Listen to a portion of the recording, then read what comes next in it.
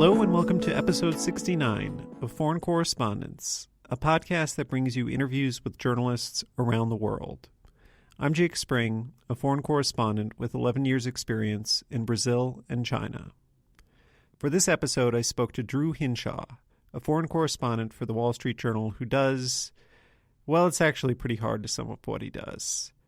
Besides lifting the curtain on journalism, I love that the podcast has an ability to showcase the sometimes crazy, sometimes ridiculous lives journalists lead. The types of crazy anecdotes that a journalist might tell once or twice in a bar before they just kind of disappear into the ether. Any story that starts with, "We were in a convoy driving across the Sahara to Timbuktu," is going to hook me immediately. Drew has those kinds of stories. Like we'll find out what happens when you wear the wrong pair of pants to a press conference with Barack Obama in Senegal, and how you can write a career advice column for a New York newspaper while you're living in Africa. That's not to cast shade at the very serious journalism that Drew does. I came across him as the co-author of the book Bring Back Our Girls, the untold story of the global search for Nigeria's missing schoolgirls. It's about the female students who were kidnapped by Islamic extremist group Boko Haram in Nigeria. Bring Back Our Girls won the Overseas Press Club Award for the best book on international affairs. There's a lot more to the book than a simple blow-by-blow of events, and you should go check it out. Drew goes to Switzerland to figure out how they did the deal to release many of the girls, and even interviews Michelle Obama after kind of bluffing his way into it. First, Drew will tell us how he went from being a music production student in New York City to a journalist living in West Africa, later finding work for Bloomberg and the Wall Street Journal. The Journal will take him from Ghana and Nigeria to Poland and now Madrid in Spain, where he just moved the day before I interviewed him. But his stories really defied geographical boundaries at this point, as he writes about the Zaporizhzhia power plant in Ukraine while keeping an eye on Poland's right-wing politicians and reporting stories in rural Canada. Drew really has some incredible breadth, and we'll hear a bit about how he manages to do it all. So now, without further ado, here's my conversation with Drew Hinshaw, a roving foreign correspondent now based in Madrid for the Wall Street Journal.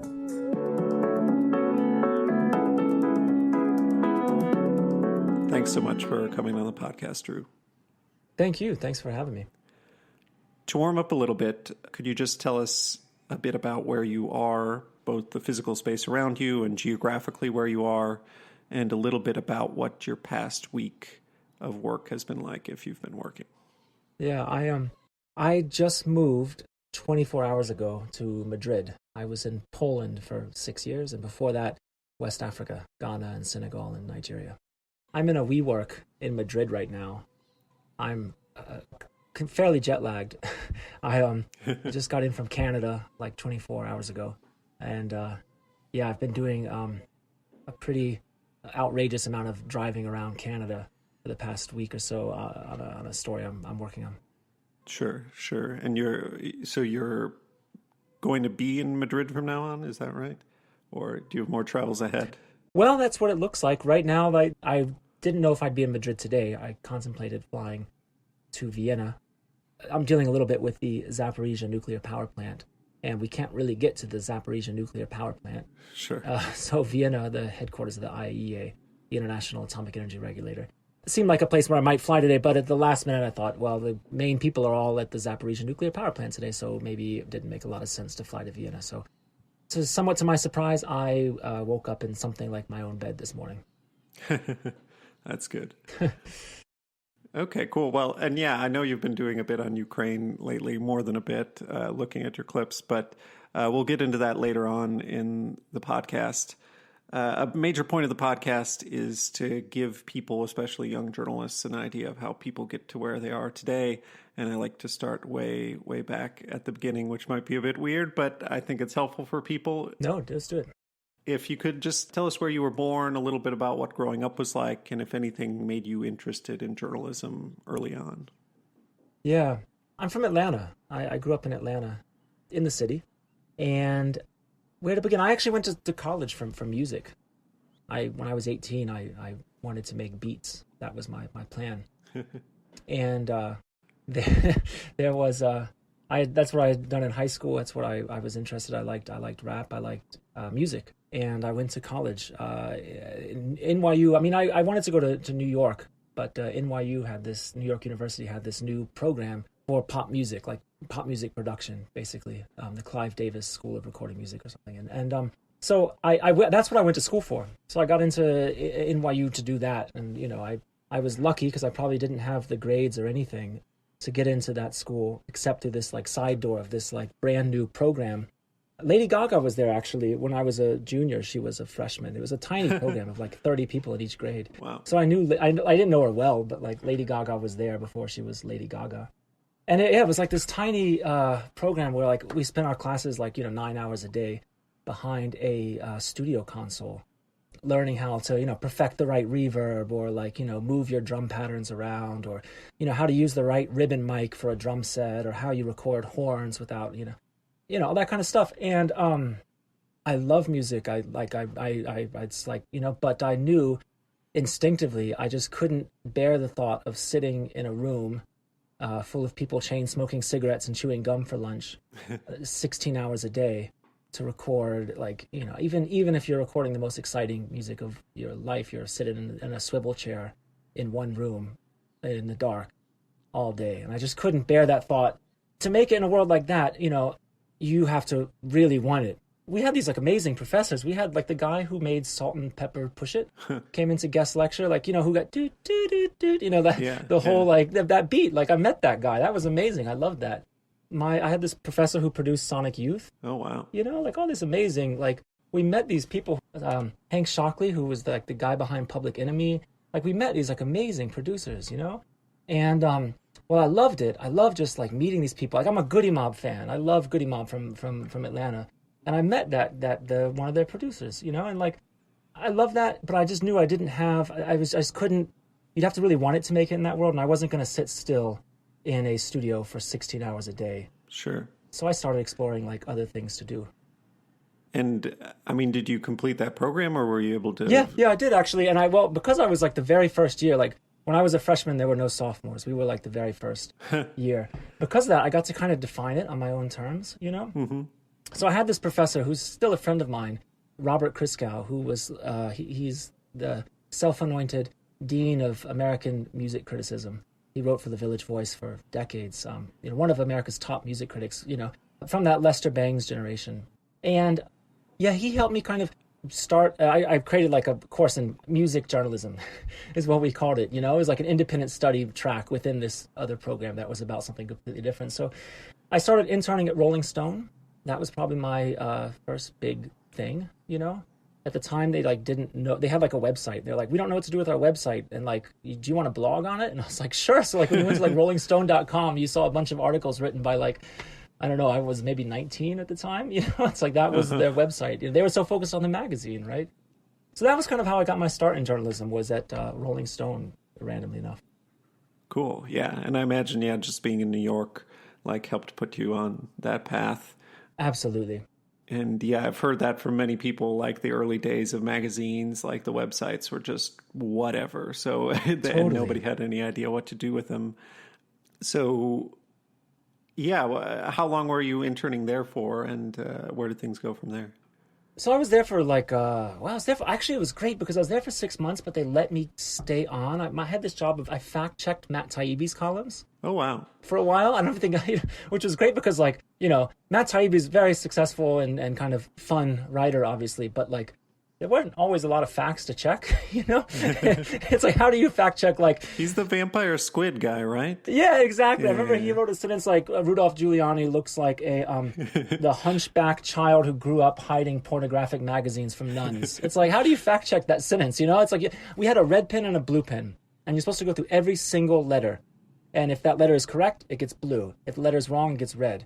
So that's what I was doing to this guy's columns. But, so literally, vampire squid. I don't think I didn't fact check that one. But, somebody would have crossed out every letter of that and just said, yeah, I guess that's factually accurate. What do you make of? But I have to say, Rolling Stone, at least when I was there, from my personal experience, we had really high factual standards, for all the kind of like rock and roll zeitgeist there and like Matt Taibbi's personal style of writing.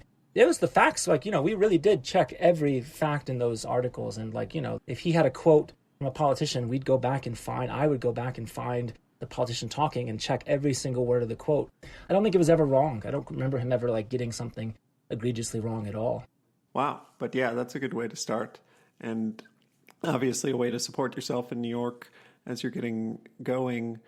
So how long do you stay there in fact check? So I was there for 6 months, and then I stayed. Even though I moved on, I kept doing things for them, which is something I really recommend. Like, just because your internship is 4 months doesn't mean you can't just keep offering your, you know what I mean? Someone told me this once. I think I wish I remember what music producer it was when I was doing the music thing. Always say yes. Just always say yes. If someone asks you to do something, always say yes. And then figure it out, you know? And that's maybe the best career advice I've ever received. So anyway, after Rolling Stone, I got this other internship at this newspaper, Metro. I don't know if you know this newspaper. It's like in New York City. They hand it out, at least they used to, hand it out on the subway before COVID and all that. So funny enough, I got this internship there, and like I just approached kind of one of the editors and just basically said, "Hey, look, I'm here. I want to do more. What can I do? Do you need, like, what else can I do besides just, I don't even remember what I was doing as an intern there." So they gave me this twice a week column. They paid me $100 a column. And this is hilarious. My column was like career advice, So I was like an unemployed, like 21 or 22-year-old, like writing the career advice columns, as if I have any to. But what I would do is I would call up career counselors, at least 2 for every article. And, I just stupid questions like, what font should you use on your resume? I'd call up 2 career advice counselors, and they always obviously want to be quoted and are eager to chat about this stuff. So I would get paid $200 a month to produce 2 columns like that a week. What font? Experts say this is the font you should use on your resume. Wow. Yeah, no, I remember that paper. I lived in New York for like a year interning also until I ran out of all my money. But yeah, that's exactly what happens, right? Because a long part of this, I was living in like a condemned building. Like none of this was like financially, which is why there's that twice a week column is open to like a 21-year-old, because you have to kind of be scraping the bottom to live off this stuff. But yeah, that was what I did. What happens from there? I mean, do you figure it out in New York and get a full-time job, or do you? Well, the life-changing thing that happened to me was that I studied abroad in Ghana, and there were many reasons why I chose to do that. Like one, I remember one of the options was like Rome. And I was like, well, I'm going to go to Rome someday. Like, I felt like if I don't go I need to go to Ghana now, Part of it was like, just, I don't know, like growing up in Atlanta and having this sense that like African-American history was important to America or something like that, it's hard to kind of vocalize. I just wanted to see like this part of the world that had obviously shaped America just as much as Europe had or anywhere, And, I felt like I just wanted to go. It was a unique chance, and I was interested before I ever set foot there, and didn't have any kind of real like expectations for what it would be like, or I was just sort of, I want to study abroad. The options are like Rome, Israel, Ghana, something like that. Shanghai. Yeah, I was just obvious. Like I wanted to go to Ghana for sure, and it was like as soon as I got there, I was like interested in the place. I had this teacher, Audrey Gajikpo. She's a Ghanaian professor of journalism there. And like the very first day, I remember just her like lesson was just so interesting. I just realized from the first day I knew nothing about where I was. And it sort of cemented in my head the idea that, well, I think I would like to be a journalist. It's just a way of going out in the world and meeting people you wouldn't ordinarily meet. And, going from being like knowing 0% about a place to like 10% about a place, It was an excuse to go out in the world and see it, right? So I studied abroad there for a few months, and then I came back, and I just like, by the time I came back, like the recession was kicking off, right? Or starting to, like a year or so after that. And as I graduated from college, I just started exploring how I could go back out into the world. And the most obvious way was I started applying for a Fulbright scholarship to go to Ghana and study journalism. So I applied for that, and then I had nothing, who knows what's going to happen. It takes a year or more for them to decide. And, in the meantime, I went to New Orleans because I got 2 jobs out of college, and I got them like offered like almost the same day. One was like in the Adirondacks, like working a summer job at a newspaper covering the Adirondacks. And the other was New Orleans, and it was 2007, and Katrina was only a year and a half old or something. So I was like, well, obviously like New Orleans is the more interesting place. And it was like amazing. I liked my girlfriend at the time, who's now my wife. We moved there together. The city was like still very empty. And like, like the job was like, I'd wake up in the morning and I'd check 911 to see what, sometimes it'd be a murder, and then there would be like an alligator at a birthday party. That's the kind of this, and that was only one. I was one reporter at this newspaper in New Orleans. It's outside New Orleans, actually. What was the paper? It's called L'Observateur, and it's in Laplace, Louisiana, and I was the reporter. Wow. It was based out of like a little trailer kind of building, and there was an editor, there was an advertising person who sold advertisements, there were a couple of 3 other people, and there was me, the reporter, and that was it, and it was interesting. I only did that for maybe 3 months, and my car broke down, and the paper paid minimum wage, and it's just like I didn't have a car, So you have to have a car to do that, and so we just we went back to New York. That is, that is the reality of local reporting, unfortunately. Yeah, exactly. It really is. I loved it. I remember I wanted to go back when I left. I was like, wow, I got to find a way to come back here because this place is interesting, and I felt like being the only newspaper reporter at a newspaper, you kind of feel like you feel a sense of like, wow, this matters if I write this up. We had this one story which was like someone was opposing. It was like NIMBYism. Someone was opposing the expansion of a dog kennel for like stray dogs, and because they couldn't find room for these stray dogs, they were like having to put a lot of these strays down to death that they could potentially keep if they had more space. So we wrote that story in a way that was probably pretty jarring. It was like, the local kennel says because council or parish person so-and-so opposes extension, they are putting X number of dogs to death every week. Next thing you know, there's like a crowd of people at the next parish council meeting. They're all very upset, It's like you feel like your kind of power as a local news reporter in a way you don't. If you could write, you cover the French election, wow, that's very interesting, but like it has no impact. You cover like a dog kennel that can't expand, so they're having to kill dogs, and like all of a sudden, next thing you know, they can expand. Like, I don't know if that makes sense, but yeah, it does. Yeah, the much more immediate impact, let's just say. Yeah, exactly. So you go back to New York. Yeah, I went back to New York. I was doing this kind of, I was still doing this twice a week career column. I did that thing for like 5 years, man. I've written like thousands of career columns, but it was like bread and butter. You were still writing it from Africa or something? Yeah, exactly. So what happened, I went back to New York, and then I get my Fulbright scholarship. And I got it. Like, wow, that's awesome. So I moved back to Ghana, and I spent a year there. And I really recommend this. If you ever go out to become a foreign correspondent, just like live with a family. Like, don't just go there, book an Airbnb, start writing stories, whatever. I lived with the family. Because I was on a Fulbright scholarship doing other kinds of work, I didn't have to write a single article for my first 6. I could run the whole year without writing an article. So for the first 6 months at least, I learned Twi, which is the predominant language in Ghana. I lived with 2 Ghanaians my age. I just lived there for like a year. We were living in what is called the boys' quarters in Ghana, which is like kind of like a concrete shed next to the main house. So there was this wealthy family that, I think the landlady lived part-time in London, and she'd come back. Her family was living in this big main house, and then they had the quote-unquote boys' quarters. And that's where we, the boys, lived, under this like tin roof. It flooded all the time. It was not, but it was also, I was young, and it was how I started covering West Africa. And I really loved not having the pressure on my first week to write up some story about like what the latest political trends in Ghana say about, currents in the sub-region or something like that. It was just, wow, I'm just going to live here. I'm going to I went to class. I took language classes. I did all kinds of stuff like that. And I joined a brass band. I was in like a brass band for a while. That was kind of fun.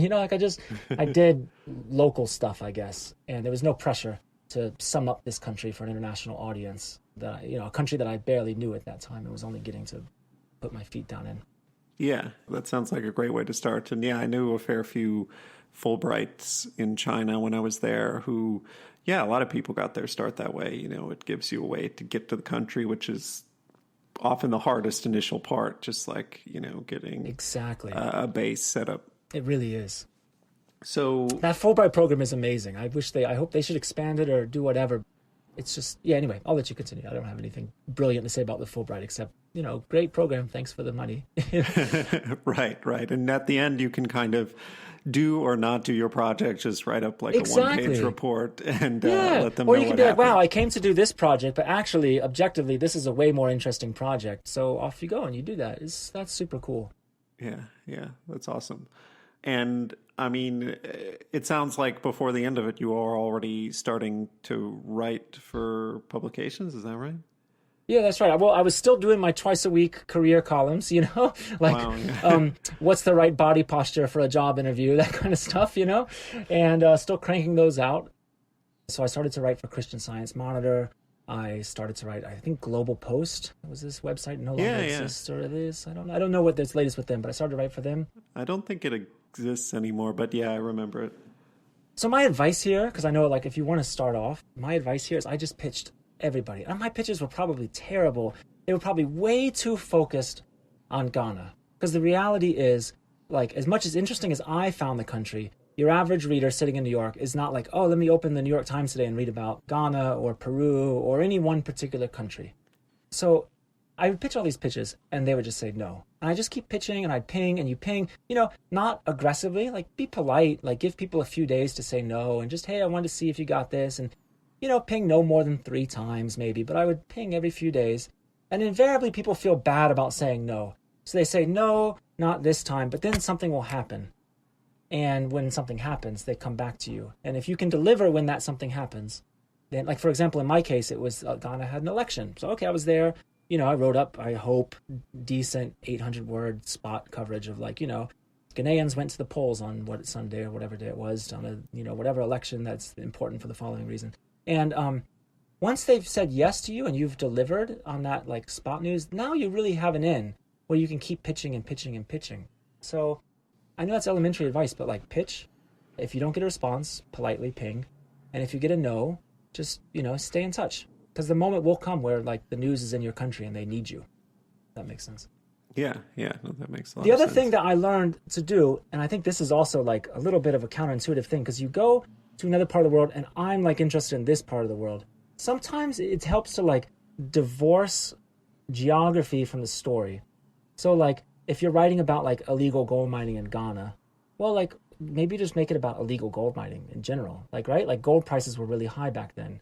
Why limit yourself to, like, gold mining here in Ghana? That can be an example of a global trend of, like, a gold rush that's happening all over the world if you can substantiate that, if you can hold that up. Now you've got, like, a story that, like, has a little bit more breadth and depth even than just, like, here in Ghana, a lot of people are looking for gold. Yeah, that makes sense.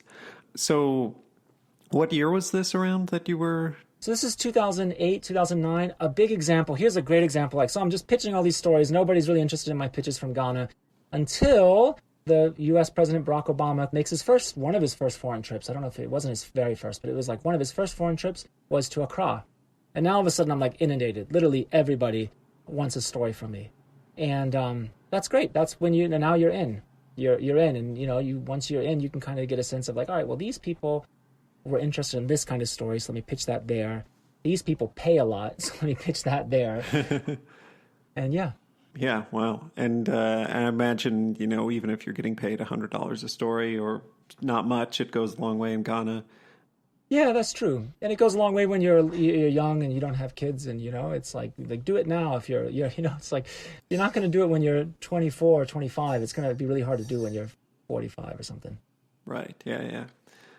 If I'm remembering correctly, that still leaves a few years between when you're doing this and when you start at the Wall Street Journal, or at least when the Wall Street Journal Digital Archive starts with your first story. Totally. So are you there for like 5 years? No, what happened is, so my Fulbright ends, and like, this is why, like, literally just go to everything. Like, go to every silly press conference, no matter how important or unimportant or like ceremonial it is. Like, just go to everything you can. So I had I think it was like the day before I was leaving Ghana.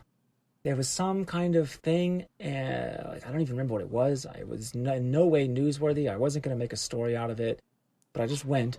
And the Bloomberg bureau chief at the time, Emily Bowers, who kind of built up that bureau. Like, Bloomberg had like no presence in West Africa. Now they have an extraordinary presence. Got great journalists working for them. but at the time it was like Emily. And I basically said, hey, look, I'm leaving tomorrow, but I'd like to come back. And does Bloomberg need anybody anywhere, even as a stringer, a freelancer, whatever, just, and the answer was like, well, we do need someone in French-speaking West Africa, like Senegal in particular. And I had been like waking up at like 4 a.m. to like study French and then go to like French lessons at the Alliance Française after a few hours of like cramming. And because I had that sense, wow, like I want to cover West Africa. French is the main language and everywhere, but Nigeria, Ghana, Sierra Leone, Gambia, like French is this like regional language, Like my French was at that point like wasn't great, but it was enough where I felt like okay, I could give this a go. And so like without really any promise, I flew to Senegal and convinced my girlfriend at the time, now my wife, to come with me. She got a job there actually. From New Orleans to New York to Ghana yeah, to exactly, Senegal. Exactly. Wow. So we moved to Senegal. And this is another piece of advice is I would get emails all the time from people saying, hey, my name is so-and-so. I'm interested in doing this. What's it like in West Africa? And I would have these like long phone calls a lot of times. And so often they would just never, ever come. And the people who did succeed, I found out, was like, no one's going to promise you, yes, I'll pay you this much money a month and this is what I want you to do. Nobody knows. It's the news, right? Like absolutely nobody knows what they're going to need out of Senegal or anywhere. It depends. Like, we didn't have a Ukraine correspondent at the beginning of this year. Now we have like a lot of people in Ukraine. Right.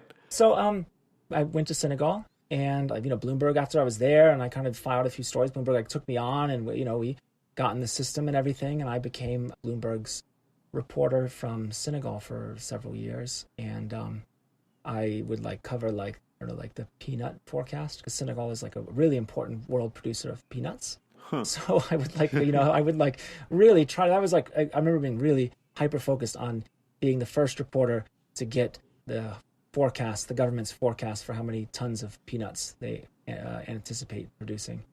That was, I kind of like the treasury bill. Oh my God. Like if this is working for Bloomberg, if a West African country was going to issue a Euro bond, it would like be like, like there's like fire alarms going off in like the Bloomberg headquarters somewhere, and I don't know what a Euro bond is. I work for the Wall Street Journal. I covered multiple countries for Bloomberg. I do not know what a Euro bond is, but I know that they're important. And when one happens, you have to like get the yield or something. I don't know. But anyway, so like I would like kind of do that kind of reporting for Bloomberg for a few years. That makes sense. I mean, whenever Bloomberg always starts with that. They're like, let's start with the hyper technical like data thing that we know we can make money off of. And so if they're just starting in Africa, it makes sense that they start with that and then add stuff on top of that. I learned a cool skill from them, which is to like force, because with Bloomberg, you go into an interview and the CEO of whatever just wants to talk in generalities, and we see tons of opportunities in the everything market this year, and they want to talk in those generalities. Bloomberg doesn't want that. Bloomberg wants a number in the headline. They want CEO sees X rising 10% because of Y. So like the skill you have to learn in that kind of Bloomberg job is like, sorry, Mr. CEO, what percent do you see your smartphone sales rising or whatever it is? You know what I mean? Like what percent of like, you have to like get them down. Do you see this going up or down and by what number, And like people aren't ready for that question. Like, like they should be, but like they're not always. So you like that skill of like getting someone way off their talking points and onto one particular detail. That was like a great, and like having the like lack of timidity to do that. That is the main thing I learned from Bloomberg, I think, or one of the main things. Huh. Yeah, I had to do that. I was the automotive reporter for Reuters in Beijing for a while. Yes, and exactly. I had a lot of press conferences I was next to a Bloomberg reporter and a Wall Street Journal reporter, and it would be the three of us all trying to get the same like piece of information out of them. And I never did think back, like, I guess it is, I don't know. Sometimes I think that part of my career is kind of divorced from what I do now, but I guess it is useful just in terms of like, pinning somebody down on something and exactly. But I hadn't thought about that. So you're in Senegal, but I imagine are you covering the region at that point, or I was mainly covering Senegal. Then there's like this like really fascinating country, Guinea-Bissau, just south of Senegal. And like someday someone's gonna write this incredible novel, like magical realist type novel out of that country because it's just like. It's incredibly fascinating. I mean, what a place. And so I'd go down to Guinea-Bissau. I toured this brewery in Guinea-Bissau, and every time there was a coup, they would stop producing for 24 hours and they would start up again. There's just been so many coups there. It's just this country where in other countries a coup happening is a big deal. People run in, they board up the doors, people are scared. In Guinea-Bissau, it's so somnambulant. It's just people shrug it off. They're out in the streets selling things. It is a really interesting country. And, it has this history of Portuguese. It was colonized by the Portuguese, and they fought this incredibly successful independence movement against the Portuguese. I mean, it's a place that's just remarkable. I go down to Guinea-Bissau, I go to Gambia, a bit into Mali, another place that became really interesting in later years. I covered a bit. But in general, it was a little bit it still felt a bit limiting in some ways. And then the Wall Street Journal had this job offer. They opened up their West Africa position. Okay, let me think if there's anything before we move on to the Wall Street Journal. But no, I'll come back to it. This whole time I was going to Guinea-Bissau, I'd be stepping out in the street to call a career counselor to ask, do we still dress up for job interviews, or are we more casual now? I kept that job until the day I took the Wall Street Journal job. I produced a lot of those, that stuff, that extra $200 a month. I needed that. Wow, that's crazy. That's pretty funny. A week or whatever it was. Yeah. So you were technically a stringer for Bloomberg? Yeah, I was. I forget I don't remember what the term was, but they were. I had a contract and all that. There were limits, but they didn't. The career council. I don't even know if I told them, to be honest. I don't even know if I ever told them I was doing the career thing. I wonder if they ever noticed. They probably looked at it and thought, "This is crazy. This can't be the same Drew Hinshaw." Yeah. Another Drew Hinshaw. Yeah. Exactly. And, I mean, would Bloomberg take more general stories from you? No, Bloomberg was a newswire. It was a newswire. It was not features. It was not really investigations at that time. Now, obviously, they've grown quite a bit. I mean, this was, Bloomberg's changed a bit. But it was economic news. The central bank raising rates on this currency that's, not traded really at all. It's on any kind of global scale. The SEFA. The most boring central bank you've ever covered. It's literally they just don't. I don't remember them ever changing rates. I can't even remember when in history they've raised rates or whatever. It's pegged, and the currency is pegged to the euro. So there's really not that much to say about it. If the euro goes up, it automatically goes up, and vice versa.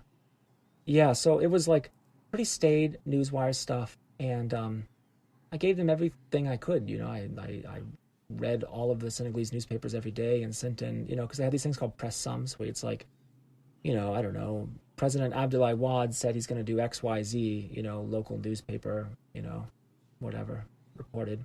But in general, I think I maxed that job out pretty soon. So yeah, going to the Journal was a definite step up. It would allow you to do these features and stuff. The Journal had this idea of we were going to hire you for Dow Jones, the Dow Jones Newswire, and that's going to occupy 2/3 of your time, and 1/3 of your time is going to be for the Journal. But very early on, the Journal became my job. Yeah, I just fell into I basically became the Journal's West Africa correspondent. And where was this? So I was in Senegal when I got that job, but Africa in general and also West Africa is it's very big. Geographically, the population, hundreds of millions of people, hundreds of languages, if not thousands. I think 16 West Africa ECOWAS countries, the West African Economic Union there. I mean, it's a big part of the world, and Senegal is way off to the west. And so, they needed me to move to someplace. The story in West Africa, the story is this country called Nigeria. And they weren't willing to put me in Nigeria because it was such a headache legally, getting an expat position and getting there, and the bureaucracy was just a nightmare. And they tried, and then you move someone there, and they're in Lagos, and they get burnt out in a year because Lagos is one of the best and hardest cities to live in on earth. Full of energy, but just completely difficult. So they moved me. The Accra was this. It was okay, well, how about Ghana? It's there's flights every morning, several times a day, from Accra to Lagos and Abuja, and why not Accra? It's close to Ghana. It was economically interesting. At this point, I think it was the second fastest growing economy on earth. 2011, this was. So I was back to Ghana. That was great. I loved that. I was okay, I'll go back to Ghana. Cool. And yeah, no, I mean, I know how I went to Nigeria. I had to get a tourist visa. It was hilariously difficult getting a tourist visa in Brasilia to go to Yes. Nigeria. And I'd have to show up Yeah, to and they'd put me in this library in the embassy. And I swear they just didn't know what to do with me. And I just kept showing it's up. true. And they finally It's true. gave Yeah. me a visa after something about me being from Wisconsin, and the visa officer was like, "Oh, I lived there and learned English for a year, like in Milwaukee." And I was like, Exactly. "Great, can I have a visa?" Okay, Right. so that makes sense, but Yeah. I can't imagine for living there. No, I was just going to say, I mean, was this the epoch in Nigeria when it was like all about oil and the Delta and people getting kidnapped and pipelines getting blown up? I got there just as that was kind of coming to what's the right a settlement, what they call in Nigeria, a settlement. So the right people were getting the right amount of money and the conflict was dying down, or at least it was on pause. And actually it was this era, and this is what I really liked. My philosophy at this stage was, I lived in this part of the world for like 3 or 4 years at that point, and I just didn't recognize the cities I'd lived in like Nick Kristoff's coverage, which isn't like a knock on Nick Kristoff. He's often like refugee camps in Darfur, interviewing like, people who've lost limbs and, the most awful story, the more effective for what he's trying to do. I'm not like, there's no criticism in this, but it's just like, where in the New York Times or anywhere do I see like Accra?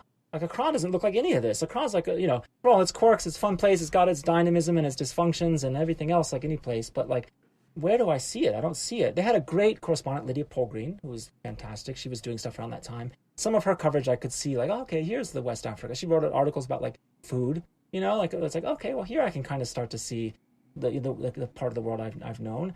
And there was this like trend in West Africa at the time. There was a lot of Africa was economically, at least on paper, like the GDP numbers were fantastic. Like the economies were growing, and it was like this meme or trope, like Africa rising. Like Africa's the next Asia. America's in recession. America's done for. Europe, even worse. But Africa, that's the next big place, right? And even though that was sort of condescending, that like prism, it's like, oh, Africans buy cell phones, therefore like, it's like, why is, it was kind of had this condescending or patronizing thing. At the same time, it was a way of talking about like something closer to ordinary life. It's like we wrote like KFC came to Ghana, and like, these fast food like Domino's came to Nigeria, and like Johnny Rockets, like fast food is at least something closer to, or you could write about that. It was interesting, like this became a way of writing about ordinary life in a way that like covering what was happening at that time. I don't know, covering like, yeah, like Darfur. That's not ordinary life. It's completely deserving of news coverage, but like that is a broken society, not one that's kind of, in a way, flourishing, or even just not flourishing, just a society that you can describe and write about and talk about, or at least show in whatever way you can as an outsider. Right. Yeah. And so are you ever based later in Nigeria, or how long do you do the back and forth thing? Yeah, I mean, that for like then on out, I would spend like months in Nigeria without ever like renting a place, in part because renting a place in Nigeria it's like you have to put years down of rent. I mean, it's a nightmare. It's hard in Accra too, but like Nigeria, it's just, things are just so, and I really love Nigeria, but like we must be honest about the dysfunction that Nigerians like live with. You can't rent a place. It's like you have to pay 2 years advance or something. It's crazy. And like in the prices in a place like Lagos are just like, it's silly. I don't know how people do it.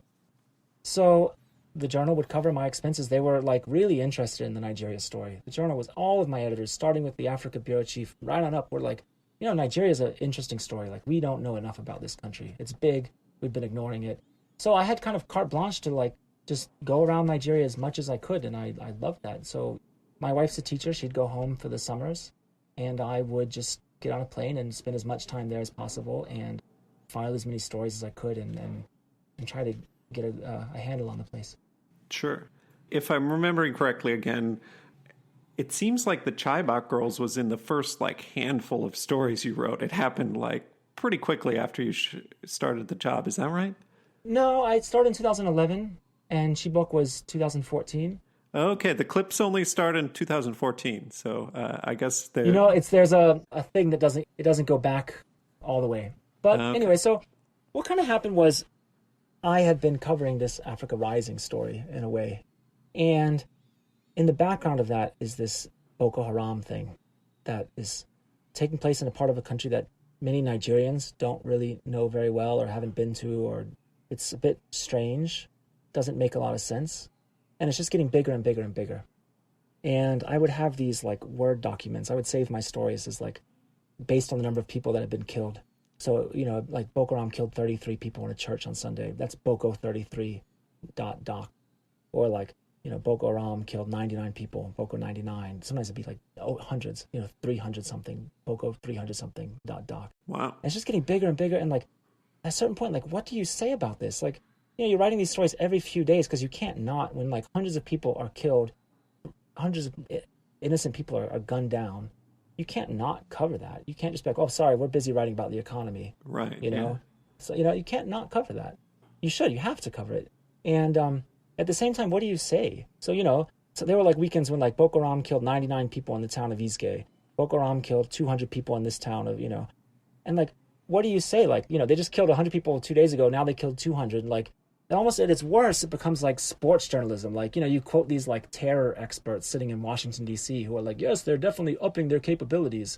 As if it's like you're like covering like I don't know, like some like Manchester United or something. You know what I mean? Like, it's like, this is a terrorist group. And I imagine the government probably doesn't want to talk about it too much either. Exactly. I mean, there was this guy, Ruben Abadi, and you'd email him. He was the government spokesperson. You'd email him and you would literally never, you'd call, email, text. I mean, give him a little bit of credit, government spokesperson in Nigeria, it's like there's, a country of 200 million people. There's just a million things going on, a million journalists, a million newspapers. It's too much for Abuja to handle. And I think at the time the president was Goodluck Jonathan. I think they just sort of, they didn't understand it. They just sort of didn't know what to say. They were as much at a loss for what there is to say about Boko Haram as I was, as some guy from Atlanta, Georgia. And this got bigger and bigger. And when the Chibok girls thing happened, at one point I'd just been like, I was going to do a story about like power privatization in Nigeria. And I just felt like, why am I going to write about, I mean, that's important. Electricity in Nigeria is incredibly important, but like 276 teenage girls have just been taken into the forests. And like something about it just resonated and felt like, no, this is a moment. And Nigerians, it was for them as well. Like, this is a moment where we need to like draw a line and just understand what's going on in this part of the country. What's the government's plan? What are you going to do? And it sort of just became the prism through which the war was understood, certainly in the West. You'd have like Samantha Power would visit Nigeria, and the first question isn't, how is the United States helping with the 2 million displaced people, or how is the United States helping with the war, or how is the United States helping with Nigeria, whatever. It's, how is the United States helping Nigeria get the Chibok girls back? There's this thing called the identifiable victim, where like Anne Frank, she puts a human face on this vast 6 million people killed. Like, she is a way to connect with the Holocaust as one human being, as an identifiable victim. And the Chibok girls were that identifiable victim for the Boko Haram. They were taking final exams. They were at a boarding school in their dormitories on bunk beds the night before they were abducted. They were, 16 to 18-year-olds, most of them. You can, you feel like you know someone in your life like this, And they just became this thing that actually, in a way, they became bigger than the war in the Western conscious. I'd go home for like, my cousin got married. I get in a plane. I go to like Virginia to see a cousin get married, and someone like, as I'm like, drinking some champagne and like, enjoying myself, someone's like, oh, you're in Nigeria. Hey, did they ever find those Chibok girls? Like, that's the question that every American has about Nigeria. Right. Yeah. And I feel like it was still going on when I visited in like 2017 or 2018, must have been 2018. So it is a long running saga. So, I mean, you've written the book, but before that, I mean, how were you writing about it once a month? Were you writing about, how often did you write about it? And how did you get information about it? Yeah, Boko Haram became, like I said, I set out to cover a different side of Africa, of West Africa.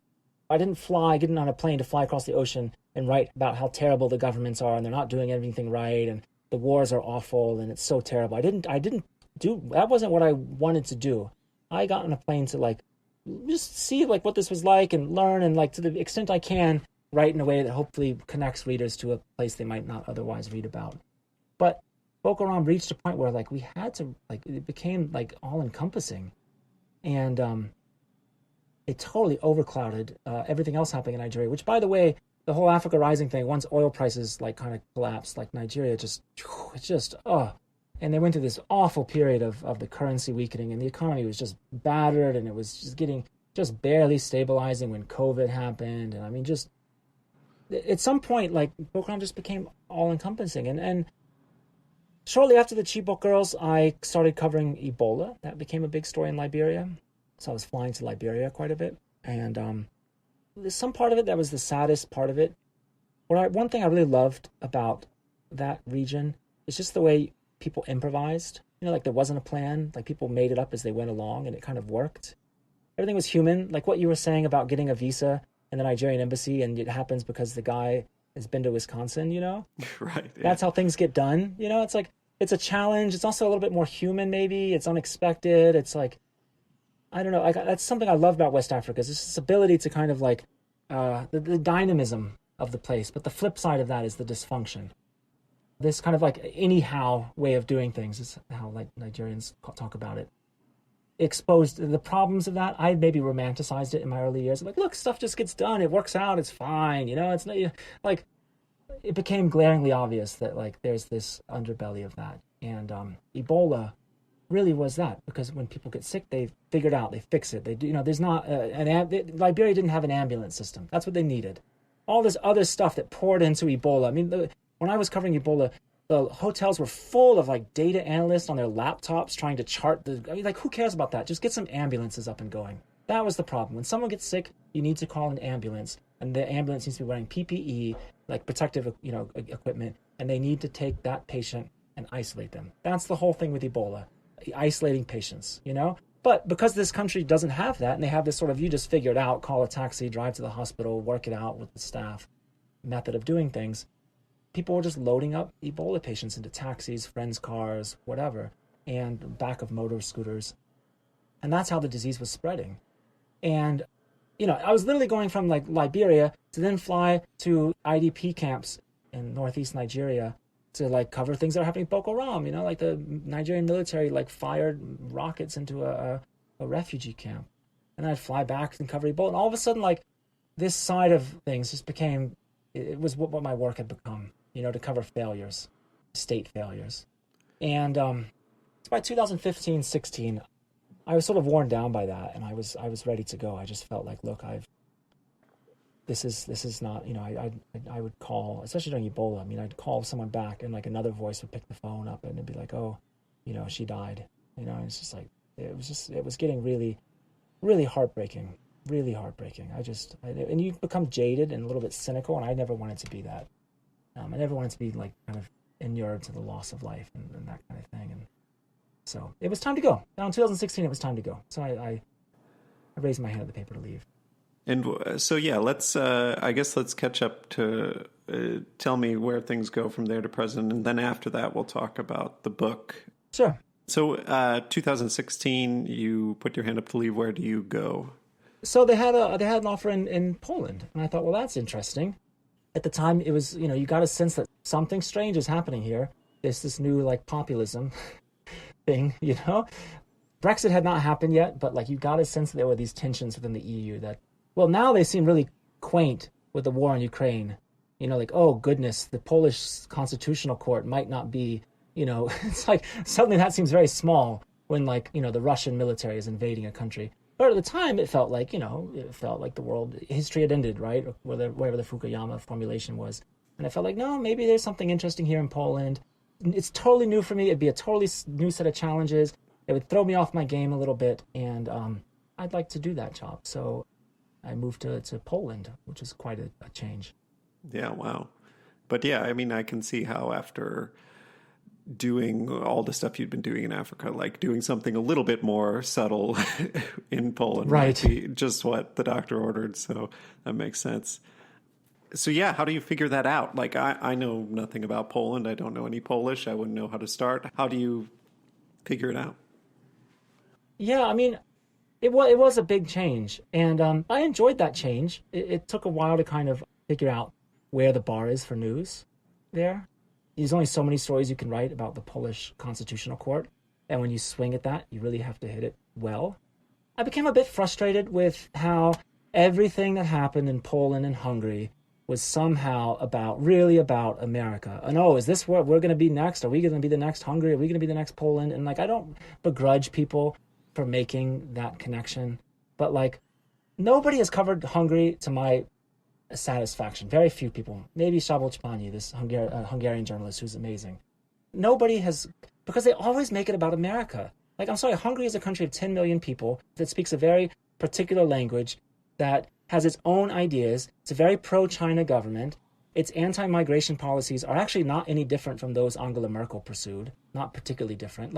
Everyone has this story wrong because they're insisting on shoving it through the Trump lens. They're just shoving everything through the funnel of Donald Trump. So that was my frustration. That became my big frustration, especially as the Trump years got going.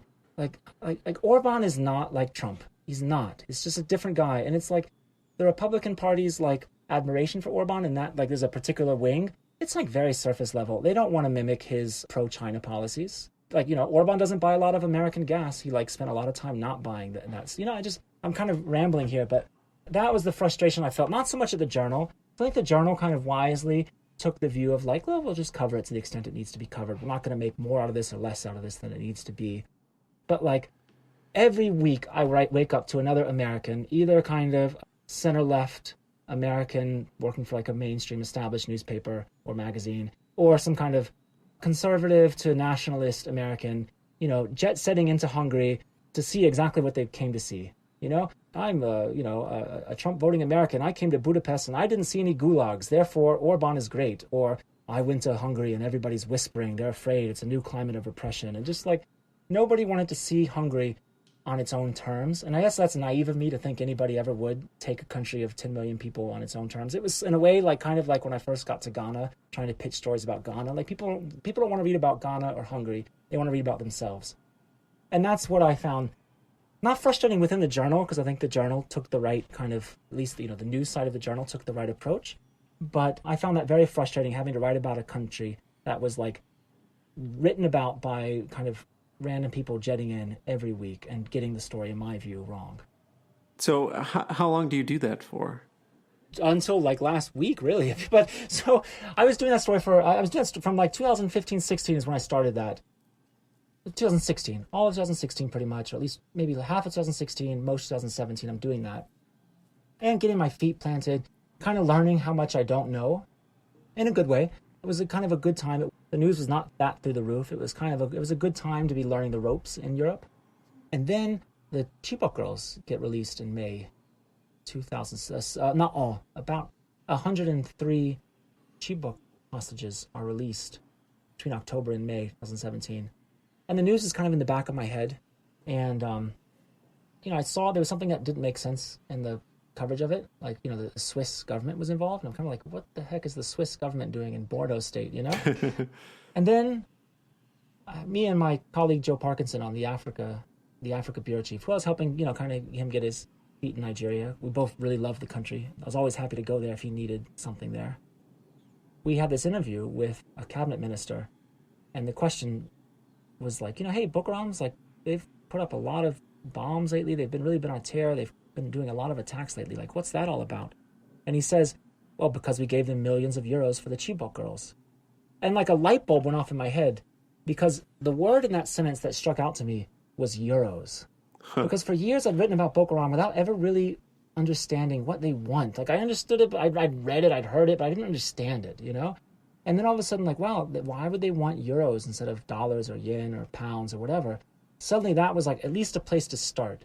And if we could figure out how and why these world-famous hostages were released at this day under these terms, maybe we could understand some little glimmer of who Boko Haram was, why they did this, and it would be a way of making this war in the northeast of Nigeria somehow legible or understandable, or starting to understand. It'd be a place where you could start to understand what's really going on with this conflict. And So do you start covering that from Poland? Do you start writing stories for the journal about it, or do you put it toward the book already? That was September, October, August. That was, I don't know, some point in late 2017.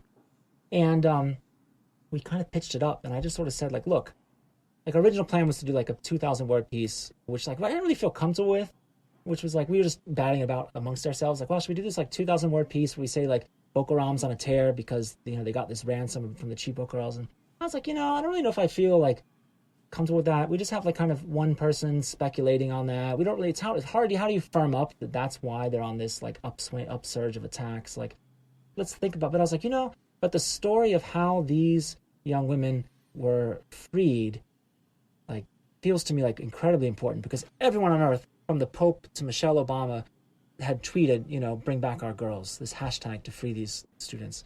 And somebody, some tiny group of people, which randomly includes the Swiss government, actually did that. And I want to know, how did they do it? What did it take? So for like the last few months of that year, I did nothing else. I went back to Nigeria, saw sources I hadn't seen in years, and just Joe Parkinson and I just focused on like 100% understanding everything we could about this negotiation. I flew to the hotel in Switzerland, which was basically empty at that time, where some of the important sessions had taken place, the discussions, and kind of flew to Geneva. I ended up learning as much as I could about Switzerland, you know, because like, what's it? Why is this in Switzerland's interest? Is this about banking, or what is this, you know? And like learned as much as we could about Switzerland. That was like a blind spot for me. And we sort of put this piece together, and we like filed it at like, I think 13,000 words. Wow. We'd met all these mediators who tried, you know, who made real efforts to free these women. There was this uncomfortable question that is unanswerable, which is like, did the Twitter campaign, how much did it hurt and how much did it help? Like, it's a really tough question, and there's not an easy answer. And obviously the campaign itself was filling the void that the state should have filled. And it's like the people who led it were heroic in their effort to free these young women tirelessly. But, you know, the dynamics of social media are unpredictable. And we filed this like 10,000 words, ended up being running at 10,000 words, or 11,000 actually. It was the longest story the Wall Street Journal has ever run. Wow. And we were like, wow, that was great. And then for like 6 months, I went back to covering Poland and everything else. And I just had it in my head of like, you know, I kind of think there was a book in that. And Joe Parkinson felt the same way. We set out to tell the story of how they were freed. But along the way, we'd met this one of the students, whose name was Naomi Adamu. And she told us how she had survived. And, you know, they kept secret diaries. They would write psalms down because they were mostly Christians and they were trying to hold on to their faith. They would copy verses from a hidden Bible, like the Christmas story, like Mary's, you know, ordeal to give birth, because they identified with her ordeal, the long distances she had to travel. It was similar to what they were going through. They wrote down the lyrics to song like Shake by Mr. Flavor, you know, like a fun Afrobeat song. And I felt like, and they really resisted these armed men and hung on to their principles and their faith and their friendships. And I felt like, wow, we set out to tell the story of how they were freed, but they would have never been freed if they hadn't survived. And I think that that is the material for a really interesting book about themes, about when it is right to stick to your beliefs, kind of about conviction, moral conviction. And in the background is like Twitter, very much in the background, Twitter, which is like the arena of moral conviction. You know, it's like right. But here, okay, you've got everyone on Twitter who's like angry and outbursts for good reasons. But then here are these young women who like live by their convictions. For 3 years, they were beaten for it. They were starved, literally. And I just found that like story and the intrigue around what it took to free them and the arduous, painstaking work of hostage talks. I found that all very interesting, and it just became a book that took over a year or two of our lives as we just took time off and reported as much as we could whenever we could. We had vacation and moments to do that. So this must have been, what, 2019, 2020? Yeah, that's right. It was published 2021? It was basically, we'd finished the reporting by 2020, but, you know, you can always keep adding reporting. And, like, you know, it's funny. It's like, I wanted the backstory behind how and why Michelle Obama tweeted that. Because she was the most important celebrity, I think, not celebrity, political figure. She's the most important political figure to tweet that.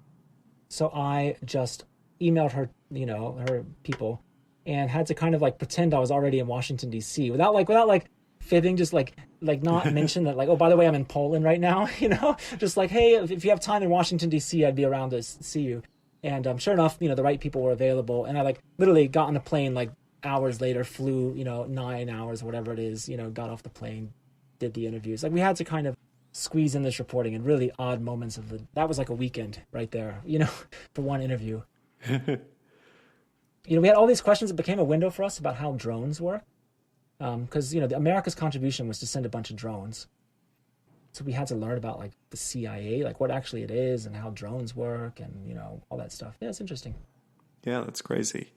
And yeah, a massive reconstruction, obviously, of all the things that happened. And the journal they gave you time for this? Sometimes people write a bunch of articles and then kind of turn those articles into a book, but it sounds like you guys did a bunch of extra reporting. Yeah, we had to do this on the side, and it was a little bit crazy. It was like I went into kind of I think both of us went into sort of a strange psychic place for a few years, just, doing a J job about liberalism in Hungary and Poland, and then in the evening, like calling up sources in Nigeria or spending the weekends like traveling places. And luckily, one of the big holes in this was Switzerland. Like, because that was sort of one of the most mystifying parts was why the Swiss were involved in this and what contribution they really made. And the answers for that were an hour and a half flight from, or whatever, 2-hour flight from Warsaw. That helped a little bit. Another hole that we hadn't filled was America. So that, that was, I don't know, it's still very far from Poland. But yeah, it was a strange one, man. I'm not going to lie. It was like by day I'm covering Hungary, by night I'm covering the Chibok crisis. Yeah. And how has reaction been to the book? Yeah, it was really good. I felt like, you write this thing and it's sort of in a way lonely. It's just, the two of us sort of writing this up. Then, we got a lot of positive reviews. It won the Overseas Press Club Book Award, Overseas Press Club America, their book award. The reaction was, I'm very humbled that it got the kind of warm reception it did. Yeah, congrats. A lot of books kind of, you never know. You can spend years on something and it can sink like a lead balloon. And yeah, exactly. And I was prepared for that. And I did it because I wanted the answers for myself about what happened here. No, that's great. Yeah, I'm trying to think if there are any other questions about that. When did it come out? And can you just give us the full title? Yeah, the book came out March 2021. It's called Bring Back Our Girls, The Global Search for Nigeria's Missing Schoolgirls. I was trying to think of original questions to ask you about, and I've talked to authors before, and I was like, oh, well, he co-wrote a book. But, just hearing you tell the story, it's obvious why. You were reporting the story from the beginning with Joe, so that makes sense to me, why it would be a two-hander. So maybe no real question there, and it obviously helps you get through a kind of long project to have somebody with you on it, I imagine. Yeah, it's true. I was going to ask, I saw that you were a Pulitzer finalist, and I was trying to Google what for, and I couldn't quite find it. It was our China series. I wrote a story about China in the world. It's about China's authoritarian turn. And our story, that we wanted a China in the world story, because the question was sort of, well, we have Xi Jinping, who's this as strong or powerful as a Chinese leader has been since Mao. And what represents the biggest check on his power? And it's not domestic. He does not face a domestic check on his power. The check he faces is in the middle countries of the world, not the United States, but Germany, New Zealand, Canada, Japan, Korea. The extent to which these countries land on a shared and negative view of China. When we wrote this, it was sort of up in the air. Like, we don't know. Like, maybe America's day has passed. And, like, you remember Xi Jinping going to Davos and, welcomed as like, oh, America's just elected Trump. It's all collapsing. A world is collapsing in front of our eyes, I think the French ambassador tweeted. And maybe China is ready to, like, be the pillar of the multilateral world order that we all hold dear, because middle powers really appreciate the rules that, they need a system of rules to live by because they don't have the power.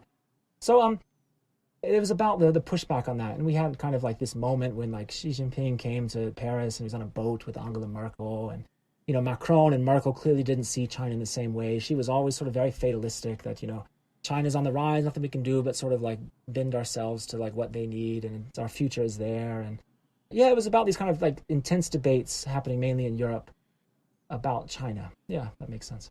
Gotcha. Okay, so not Chibok girls, but something different related to China. This is like exactly that. Yeah. Was that 2020? Yes, that same year I was covering like COVID and everything. Oh, it's wow. I cover a lot of weird stuff, man. Not at the same time, It's like, Yeah. I'm like the world's worst beat reporter. 'Cause it's like, Drew, cover this. And it's like, all right, I've got a 10,000 word story about the Chibok girls, you know? Or Drew, cover the Hungary. All right, what if we wrote about China, you know? Anyway. Yeah, I mean, it does seem the journal, like they have the foreign correspondent corps that they have, and they kind of are much more flexible, I think, than many other publications in that, like, you know, you'll look at some of the bylines and it'll be like, why are these three people working on this story? Totally. But it's because it's the most important story, and these are who we have. Yeah, So, totally. okay, cool. Well, I think, you know, we normally talk about a story and a story behind the story, but I wanted to make it about your book. So I guess like just a few words before we move on to the faster paced questions about what you're doing these days. So could you just describe like how you've been involved in the Ukraine coverage and like what your next move is to Spain? I've kind of chipped out a few things for myself this year. One I can't really go much detail into because we're working on it. But, you know, we've had a string of stories about the Zaporizhia nuclear power plant, which right from the occupation of the Chernobyl, you know, defunct power plant, I had this sense that nuclear power was going to be a big piece of this war. Part of Russia's strategy clearly is to secure critical infrastructure, use it as a military base, use hospitals, historic theater, places like that. Very cleverly, the Russian military uses for its own purposes. So the occupation of the Zaporizhia nuclear power plant, from the beginning I thought, wow, this is something we got to keep an eye on. And it's a bit tricky because you don't want to discount the fact that there's a real risk that this plant could have a nuclear accident. Possible, for sure. The primary risk right now is to the staff. Ukrainian nuclear power plants, the Zaporizhia one uses 11,000 people. A Western, like an American nuclear power plant, would use far, like a fraction of that. Because systems are so automated, things are computerized. In Ukraine, they still use this sort of Soviet-era method of like one guy will man the pump, and he's going to make sure nothing ever happens to that pump. His ability to feed his family and pay for his apartment in the nearby city of Inogadar is attached to his ability to keep that pump safe. So they use an excess of human beings to monitor this plant. And those human beings are being held at gunpoint. Many of them are fleeing. They've been tortured, beaten up, thrown into captivity. They've been roughed up the way Ukrainians all over Ukraine have been roughed up by the Russian military. The difference being these guys are responsible for the safety of this power plant. And this latest move, so you're now officially have left Poland, and is the idea you can kind of be based anywhere, but you want to be somewhere in Europe, or? I think that's the idea. Yeah, I want it to be connectable to other parts of the world, but in Europe. And I've got an eye on Europe, Poland, at least until they've put in place a new person there. Okay. So we already talked about the book, so that'll be the story behind the story. I usually also ask a question about a story that got away, a story you always wanted to do but were never able to do it, or maybe not always wanted to do, but it went wrong for some reason. You couldn't get an editor to take the idea, a trip went wrong, you couldn't get the right person to talk to you, any number of reasons the story doesn't come off. But does any stick out in your mind? Yeah, there is this one story that I had this story first, and this was in 2013, the French liberated, Timbuktu, which had been controlled by Al Qaeda for, 10 months, 12 months, something like that.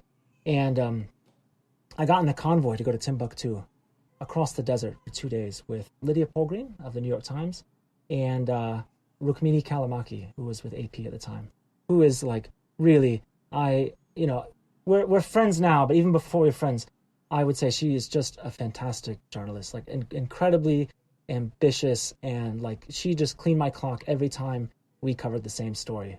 Because we both would cover West Africa and we'd land in the same place. And like that evening, I would see what she'd written. And it would always just, it was like Serena playing like me. It's like, it's not a question of who's going to win. It's like, is he even going to get a few points? So she was like, she's a fantastic journalist. Yeah, and I'm like, and I'm in this convoy with her. We're kind of traveling safety for numbers because, we're driving through like Al Qaeda held territory practically in the Sahara Desert. It took like 2 days of driving. It's just like absolutely beautiful. If you've never like seen the Sahara, it's just, it's like the emptiness is astonishing. And we get to Timbuktu, and the soldiers like manning the checkpoint on the way to Timbuktu are like so surprised we're there. Like he's like, who are you? And he's like, we explain, like, blah, blah, blah. And he just says, bravo. And like, like opens up the gate. Basically, you made it. So we're in Timbuktu, which is like beautiful. And it's this old city. Like it's really humble. It's nothing like extravagant about it. It's just like kind of an old city full of, shrines and mosques built of mud, though many of the shrines have been destroyed. Mud brick, and it's really beautiful. And like kind of, there's a million stories there. So I had done this story about how like this library of ancient, but like, 1,000-year-old texts have been smuggled out by donkey to avoid being burned by Al-Qaeda in the last days of their occupation there. We wrote stories about like, okay, Boko Haram had been there. I wrote a story about that. And basically the French are going to fly a few journalists out on Monday. And I know if I don't get that flight, I'm like, how am I going to get home? I'm in Timbuktu, So I'm like, I'm going to take the flight. And Sunday, I am like in this garage and like, I'm just looking at this, like a pile of papers on the ground. And I pick them up and they're in Arabic, which is a little bit weird. It's like Mali uses French, not Arabic. It's kind of like, who wrote all this stuff in Arabic? Like, this is weird. And they're very official documents, I'm holding this big stack of papers, like literally in my hand. This story slipped through my fingers. And I'm holding them, and then I'm like, well, I've got one day left here. I don't speak Arabic. I don't know what this is all about. I just put it back down, and I went to Muammar Gaddafi's house, because he had a house there, and it had been bombed. And I just spent the rest of the day just, like, walking around his house. There were, like, shells inside of it, interviewing people who knew, what the house looked like before it was blown up. And I wrote a story about Gaddafi's house in Timbuktu. And I went home. Rukmini stayed, which is like exactly like she stayed for weeks, This is Rukmini. Like she stayed like everyone else, literally everyone else went home, and she didn't just stay for a few more days. She stayed for weeks, and she found those documents, and those documents were a bunch of internal communication between Al-Qaeda and the Islamic Maghreb, other members of Al-Qaeda Islamic Maghreb, even Al-Qaeda Central back in Pakistan. And she didn't just like write that stuff up. She interviewed people who could corroborate what was in the documents. She did all this reporting and ended up being a Pulitzer finalist for that. And like it really gets my goat to this day because I had those documents like in my hand. If I just stopped for a second and said, well, this could be interesting, let me get this translated, instead of like bouncing off to Gaddafi's house, I would have had that. But anyway. Is that the same as... Because I know her work for ISIS, that's also very based on documents, but this is Al-Qaeda. Is it? Yes. Is it the same thing? This is her, what did they call it? The Al-Qaeda files or something. What is she? Oh, right. It was the Al-Qaeda files before it was ISIS. Yeah, I had the Al-Qaeda files before Rukmini, but I put them down. I put them right back on the ground. And, well, yep, there it goes. Crazy. Wow. Yeah. That is the difference between, the dogged reporter who covers these terrorist groups like a career for years, and like me, like who, okay, off to the next thing, off to the next thing, off to the next thing, I don't know.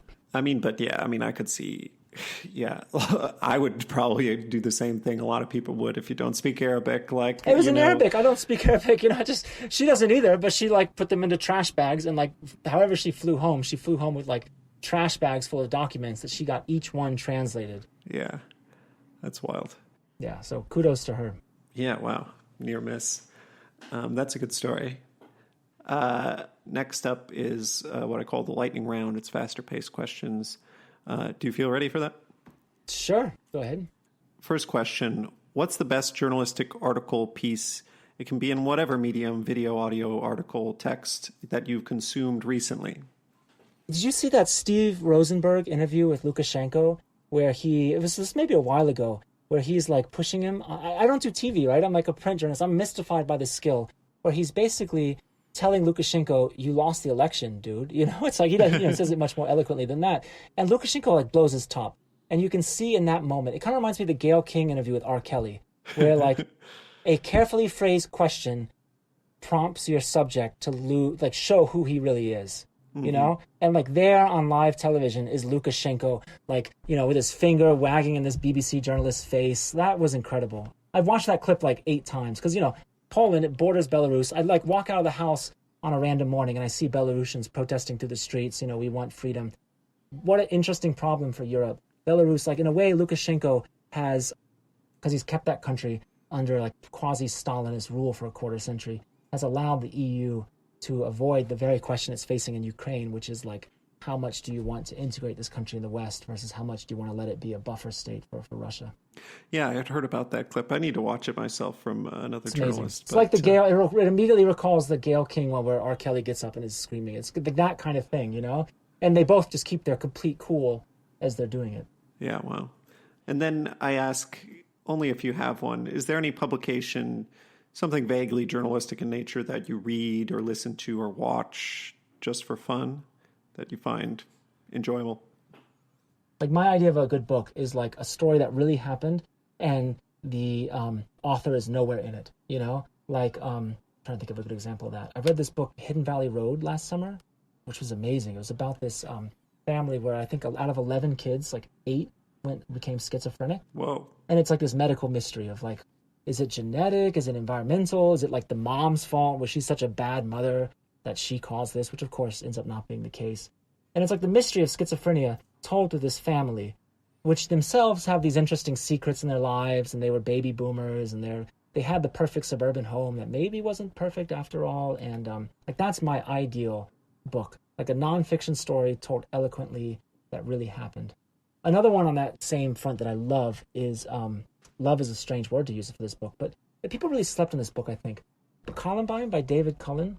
That book, we all lived through this, and we just sort of, Columbine has been in the back, especially for like, if you're our age, you know, like yeah, you were in high school or middle school in the late 90s, 2000s, like that stuff is really deep in your brain. And I'm sure for kids who grew up even later, even more so. And he just has the most eloquent way of talking about what really happened at that school in a way that's very respectful, that like it's not an easy book to read, but it kind of feels like important to read. To like just stop for a second and say like, what the, it's like, it's as close as anyone has gotten, I've ever read, to answering the question of like, why do young American men keep doing this? It does get into the press because obviously we as journalists, we jumped for, it's the trench coat mafia or something, you know, like in the early hours of Columbine, we jumped for some conclusion that felt like comforting. It's goths, it's video games. But like the truth is like a little bit tougher to deal with. And, you know, it's a very eloquently written nonfiction account of that. There must be something wrong with me. You're like, what literature do you read for fun? I'm like, there's this great book about Columbine. But I find narrative nonfiction, which like that's not memoir. I if it's written well, I really I geek out on that. Sure, that's cool. Those are good. And then, if you had to trade places with one journalist, living or dead, and you would have their career, who would it be? I've seen The Big Short like 5 times, you know, like maybe more actually. I think actually that's an underestimate. When I was working at that newspaper Metro, at one point I got a phone call from like an editor who's like, hey, this bank called Bear Stearns is collapsing. Can you write an article explaining it? And I was like, I don't know how, I must have been like, I don't know, 22, you know, 23. I would like be so embarrassed to go back and read whatever nonsense I wrote, because here I am with like no understanding of how banking works, and I wrote an article for like a fairly reasonably sized newspaper explaining why Bear Stearns collapsed. I really admire what Michael Lewis. It's not my style, but what he's done, like I really admired. Like The Big Short is just such a fantastic explanation for this crisis that like defined our lives. Like we really, it was as important as 9/11 or the fall of the Berlin Wall or something like that. I mean, in retrospect, the global financial crisis really was an epochal event that ushered in all kinds of things, from Trump to the, big rise of China to the, reactions against the EU, Brexit, all this stuff, and some has a foot on the global financial crisis. And I think he wrote it in this way that's just amazing. Maybe a better answer, another journalist that I like really admire, that I wish I had his life. And he's a friend of mine, so it's funny to say this, but is Bradley Hope. I don't know if you know Bradley Hope. No, I don't think so. He and Tom Wright, they wrote Billion Dollar Whale, which is like such a fun book, And like I literally never know what they're doing. I don't know how they get the story. They just like, I don't know what they're like. What are those two doing like right now? Like I have no idea. They just like pop up with like stories like once a year that's just like phenomenal and amazing and totally bizarre and strange and makes for a great riveting podcast or book or whatever it is. I love that. That's a fantastic life. That's great. Brandon Hope, you said? Bradley Hope. Bradley Hope. Cool. Yeah. And what's your most embarrassing journalism-related story, if you have one? I do. Barack Obama came to Senegal when I was covering West Africa. And so I flew in to cover the press conference. And I had just come back from vacation. and like almost the only clothes I had. I had bought a pair of jeans. Actually, my mom bought them for me. I went shopping with my mom, and she said, "Oh, I'll pay for those jeans." So I'm like wearing these jeans my mom bought me, and I'm like lined up to enter the Senegalese presidential palace, when they say, sorry, you can't enter this with jeans. Like, this presidential palace has like a, dress pants only rule. So like I had to go back to my taxi. I don't know how this is embarrassing or what, but like I had to go back and hail a taxi off the street and explain to the driver, "Hey, look, thank you. I don't actually need a ride. What I need is to change pants with you. Can I pay you to park right there, and I will wear your pants, and you can wear mine for like the next how many hours, because I'm going to go see Barack Obama." So, and he totally got it. And to my surprise, and he was like totally game, and he switched, and he was wearing my jeans, and I was wearing his his pants were so covered in dust and dirt, whatever. It's fine. He's just a guy who's driving a taxi. And so like I go back in the presidential palace in Dakar, and like I'm wearing these like incredibly like dirty dress pants, but they are dress pants, instead of like crisp iron brand new jeans that my mom bought me. And the Senegalese news, like someone interviewed me about it. Like as I'm walking to the presidency, someone overheard me telling someone else about this. And like Cineweb, this like website or something, like interviewed me, like an American journalist tried to enter the presidential palace in jeans. And it was like a scandal. Cause like to me, I understand jeans as like somewhat formal wear. Like you can buy like a really nice pair of jeans. And to me, that's like nice. Maybe I'm wrong. But anyway, like to Senegalese people, the idea that someone would enter their presidential palace in jeans was like very kind of, it was like a mini scandal. Like it was in the newspaper the next day. It was like on the web. People were talking about it. That's really so funny. Anyway, I became like the story for a bit. But it was the press conference where Barack Obama said he wasn't going to scramble fighter jets to catch Edward Snowden. And it's kind of funny because it was like taking place in the context of this Russia thing. Snowden was on his way to Russia. And it's a little bit like, oh, Russia, that's interesting. But anyway. But yeah, that's hilarious. That reminds me of like Brasilia, where to get into Congress, there are certain areas you need to have a jacket and tie, and it doesn't matter what jacket and tie. And most Brazilian politicians are dressed like complete slobs, but it is a jacket, it is a tie, and like they'll stop you. I had to do it again. I was interviewing Andrzej Duda, the president of Poland, a couple months ago, and like once again I forgot a suit jacket. So I had to run to the Hotel Bristol, which is this big hotel down the street from the presidential palace in Warsaw, and like explain myself to the front desk. And they gave me a Hotel Bristol jacket, and that's what I interviewed the president in. It's like literally the most important source in the country, and I'm going to see him in like a Hotel Bristol jacket. But like at least I wasn't in like kind of a wrinkled collared shirt that I was. I don't know what's wrong with me that I can't like remember to like have clothes. But yeah, those are great stories though. That's really funny. What is your favorite film, book, TV show, or other piece of media about journalists, and why? And it can be fiction or nonfiction. Well, I don't feel that like I've never seen journalists accurately like portrayed in a way where I like, yeah, that is how it works. I've never watched The Wire. I hear The Wire has a season about that. And I guess Spotlight, Spotlight kind of got us right, whatever Us is. My wife's a teacher, and I feel the same way about like whenever you see teachers portrayed in movies, they're either like completely daffy, like quasi artists, like in a chaotic room full of kids running amok, or they're like, strict, boring people in horn-rimmed glasses, like, tutting from the front of a. They're never like, leading a guided lesson with kids set in stations. It's like it's never like what teaching actually is. For some reason, like here's an example. In The Big Short, they go to see the Wall Street Journal. And like the guy has like a corner office. It's like not even the editor-in-chief has an office that looks like that. It's like this. And I get it. Filmmakers need to have a background that represents the presumed authority that this person has or doesn't have. But it's a little bit like, man, you guys could have done a little bit more. That was like 2008. Like, the Wall Street Journal was going through its, various transitions. You guys could have done a little bit more with that as scriptwriters if you'd chosen to. They took the cheap route of just having some like journalist be like, I can't pay my bills, but I'm sitting in this wonderful office, so I'm not going to do your story, which made no sense to me. Anyway, I've watched that movie 5 times or whatever, so maybe that's my one quibble. Bad Blood has that amazing, the first half of Bad Blood is the system failing, and the second half is, this Elizabeth Holmes, Theranos, like one person after another being taken in by this project as she like fakes her way to the top, giving blood test results that are totally nonsense.